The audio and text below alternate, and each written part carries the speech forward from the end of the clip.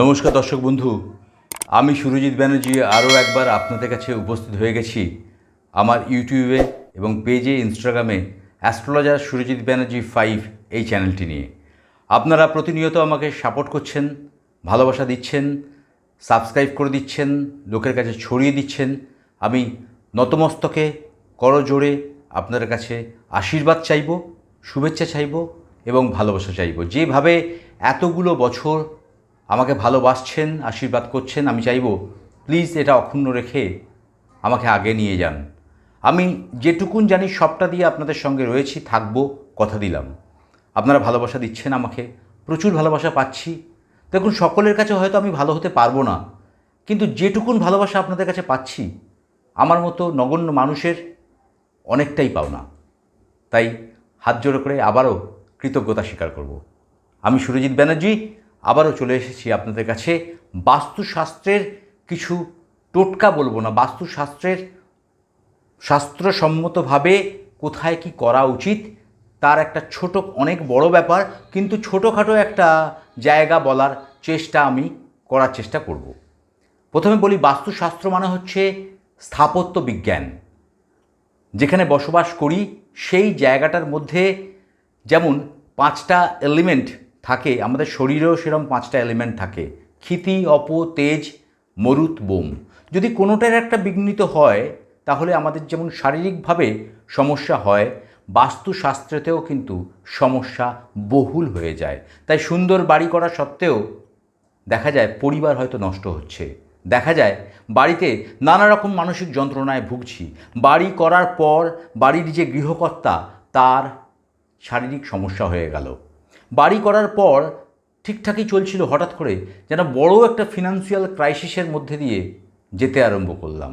বাড়ি করার পর প্রেগনেন্সিটা হঠাৎ করে আটকে গেল। কখনো আমরা ভাবি না যে বাস্তুশাস্ত্র, যেটা আমাদের লেখা নয়, বহু প্রাচীন একটা শাস্ত্র, মুনি ঋষিরা পর্ণকুটিরে থেকে তারা এই বাস্তুশাস্ত্রের বড় বড় ইনফ্রাস্ট্রাকচার বানানোর যে পরিকল্পনা তারাই দিয়েছিলেন, সেখান থেকে আপডেট হতে হতে আজ বাস্তুশাস্ত্র নিয়ে আমরা পড়াশোনা করে আপনাদের কাছে বলার ধৃষ্টতা বা সাহস দেখাচ্ছি। কোনোটাই আমাদের নিজেদের লেখা নয়। তাই শাস্ত্রসম্মতভাবে আপনাদের কাছে কিছু কিছু জায়গা হাইলাইট করব, তুলে ধরব। কথাতে আছে, অনেন বাস্তু পূজন করায়তি আরোগ্যং পুত্রলাভং ধনং ধানং লভন্নরা। বাস্তু যদি ঠিক হয়, ধন সম্পত্তি, পুত্রলাভ, সুখকর জীবন সবটাই কিন্তু সম্ভব। এবং সেই পদ্ধতি মেনেই আমি কিছু টিপস আপনাদের দেবো, কী করবেন। প্রথমেই বলবো প্রবেশদ্বার, যার ওপর আমরা যেখান থেকে মেন এন্ট্রেন্স, সেই জায়গাটা কোথায় হওয়া উচিত। উত্তর পূর্ব বা উত্তর পূর্ব দিকে সবথেকে শুভ হচ্ছে প্রবেশদ্বার। দক্ষিণ পশ্চিম বা দক্ষিণ পশ্চিম দিকে খুব একটা শুভ ফল প্রবেশদ্বারের ক্ষেত্রে দেয় না, অন্য দিকগুলোয় মধ্যম ফল দান করে থাকে। তাহলে উত্তর পূর্ব দিক সর্বাপেক্ষায় শ্রেয়, বা উত্তর দিক বা পূর্ব দিক, এরমভাবেও আপনারা প্রবেশদ্বার করতে পারেন। পরবর্তী ক্ষেত্রে বারান্দা আমাদের জীবনেতে খুব একটা পজিটিভিটি বহন করে, কারণ বারান্দায় বসে আমরা কখনো কখনো গল্প করি, আমাদের উইকেন্ডগুলো কফি নিয়ে বসে বসে আমরা সময় কাটাই। বারান্দা থেকে আমরা প্রাকৃতিক শোভা পরিদর্শন করতে চাই, কিন্তু সেই বারান্দাটা নিয়ে কখনো আমরা তলিয়ে দেখেছি যে বারান্দাটা কেমন হওয়া উচিত। উত্তর দিকে বা পূর্ব দিকে বারান্দা হওয়া শুভ। দক্ষিণ পশ্চিম বা দক্ষিণ পশ্চিম দিকে, দক্ষিণ দিক আলাদা, পশ্চিম দিক আলাদা, বা দক্ষিণ পশ্চিম দিক, এই কর্নারতে বারান্দা হওয়া খুব একটা শুভ ফল প্রদান করে না। সেক্ষেত্র থেকে অবশ্যই বাস্তুশাস্ত্র মেনে করলে আমার মনে হয় বারান্দার সুখভোগটাও আপনারা করতে পারবেন। বিদ্যুৎ সরবরাহ বা বৈদ্যুতিক জিনিসপত্র কোথায় রাখবেন? দক্ষিণ পূর্ব দিক বা অগ্নিকোণ সর্বাপেক্ষায় শুভ। অগ্নিকোণে যদি না হয়, বায়বকোণ বা পূর্ব দিকের কোণেতেও আপনারা ইলেকট্রিকের সরঞ্জাম রাখতে পারেন, বাধ্যতামূলক নয়, রাখা যেতে পারে। কিন্তু সবথেকে পজিটিভ জায়গা অগ্নিকোণ। অগ্নিকোণ মানে হচ্ছে দক্ষিণ পূর্ব দিকের কোণ। ঈশান, উত্তর, পশ্চিম সর্বক্ষেত্রে বর্জনীয়। ঈশান কোণ মানে উত্তর পূর্ব কোণ, উত্তর এবং পশ্চিম জায়গা, সেটাও কিন্তু সর্বাপেক্ষায় বর্জনীয়। বিশেষ করে ঈশান কোণ তো মারাত্মকভাবে অশুভ ফল আপনাদের প্রদান করবে। তাহলে বৈদ্যুতিক সরঞ্জাম বা ইলেকট্রিক সামঞ্জস্যপূর্ণ জিনিস, সেটা ইলেকট্রিকের মিটার হতে পারে, এসি হতে পারে, ফ্রিজ হতে পারে, ইলেকট্রিক মিটার, গিজার, যাই কিছু করেন না কেন, অগ্নিকোণে করার চেষ্টা করতে পারেন, ঈশান কোণে কখনোই নয়। সেপটিক ট্যাঙ্ক যেটা মারাত্মকভাবে সমস্যার জায়গা তৈরি করে থাকে, অগ্নিকোণ বা বায়ব কোণে শুভ, ঈশান কোণে কিন্তু সেপটিক ট্যাঙ্ক অশুভ। অগ্নিকোণেও রাখতে পারেন, দক্ষিণ পূর্ব দিকের কোণে রাখতে পারেন, বায়ব কোণেওতেও আপনারা সেপটিক ট্যাঙ্ক করতে পারেন, কিন্তু কখনোই ঈশান কোণে সেপটিক ট্যাঙ্ক করবেন না। ওভারহেড ট্যাঙ্ক কোথায় করবেন? ঈশান কোণ, পূর্ব এবং নৈঋত্য কোণ, পশ্চিম কোণ, সেটা কিন্তু শুভ। ঈশান কোণে করতে পারেন, পূর্ব এবং নৈঋত্য কোণ। পূর্ব নৈঋত্য কোণ মানে কোন জায়গাটা বোঝাচ্ছে? দক্ষিণ পশ্চিম কোণটা নৈঋত্য কোণ।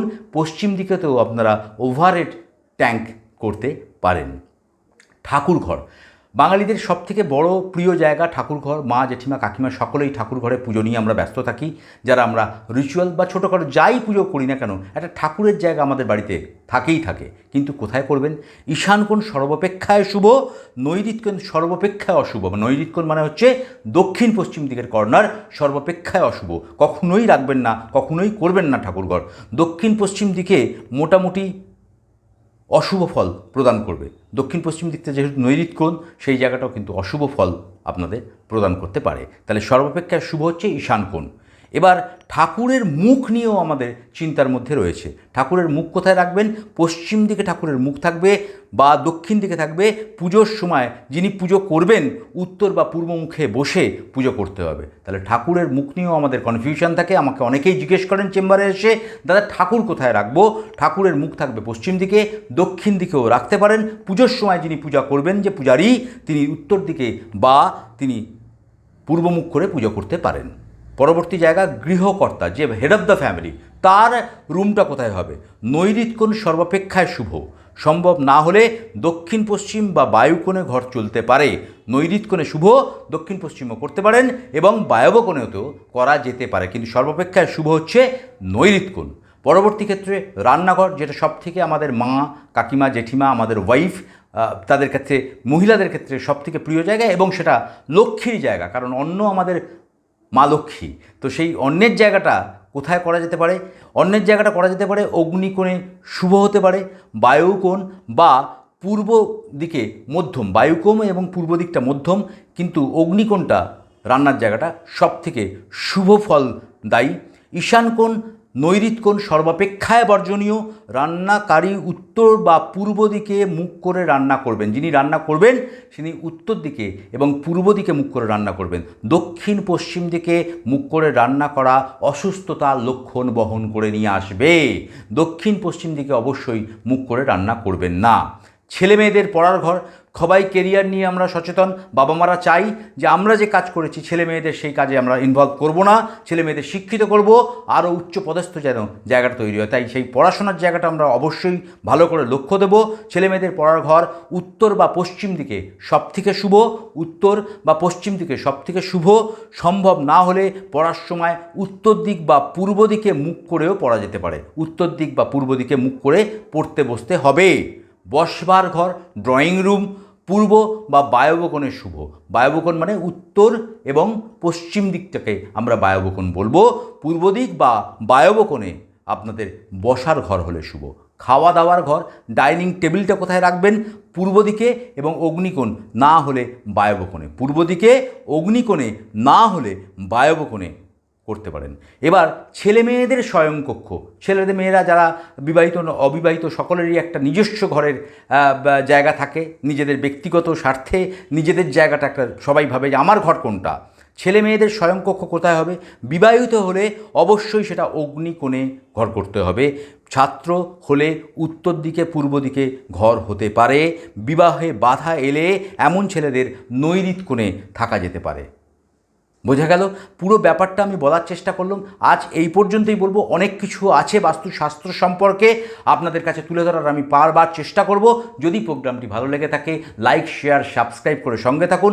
আমার বুকিং নাম্বার দেওয়া রয়েছে। যারা বাস্তুশাস্ত্র সম্পর্কিত বা তন্ত্র সম্পর্কিত বা অ্যাস্ট্রোলজি সম্পর্কিত কোনো প্রেডিকশান চাইছেন, কোনো সঠিক উপদেশ নিয়ে সঠিকভাবে জীবনটাকে গাইডলাইন চাইছেন, যারা কেরিয়ার কাউন্সিলিং চাইছেন, অ্যাস্ট্রোলজি নিয়ে পড়বেন, ফটোগ্রাফি নিয়ে পড়বেন, পলিটিক্যাল সায়েন্স নিয়ে পড়বেন, সায়েন্স নিয়ে পড়বেন, কমার্স নিয়ে পড়বেন, ডাক্তার হবেন, ইঞ্জিনিয়ার হবেন, ইঞ্জিনিয়ার হলে কী হবেন, সফটওয়্যার হবেন, হার্ডওয়্যার হবেন, কী করবেন, ফুড টেক পড়বেন, হোটেল ম্যানেজমেন্ট পড়বেন, এত সব কোয়ারিজ অ্যাস্ট্রোলজির মাধ্যমে কিন্তু একটা পার্টিকুলার দিশা বের করা সম্ভব। তাহলে যারা কাউন্সিলিং চাইছেন অবশ্যই আমার চেম্বারে যোগাযোগ করতে পারেন। ভালো থাকুন, ভালো রাখুন, সবাইকে সুস্থ রাখা আমাদের দায়িত্ব কর্তব্যের মধ্যে পড়ে। জয় মা তারা, জয় জয় তারা, জয় বামদেব, জয় মা তারা। নমস্কার।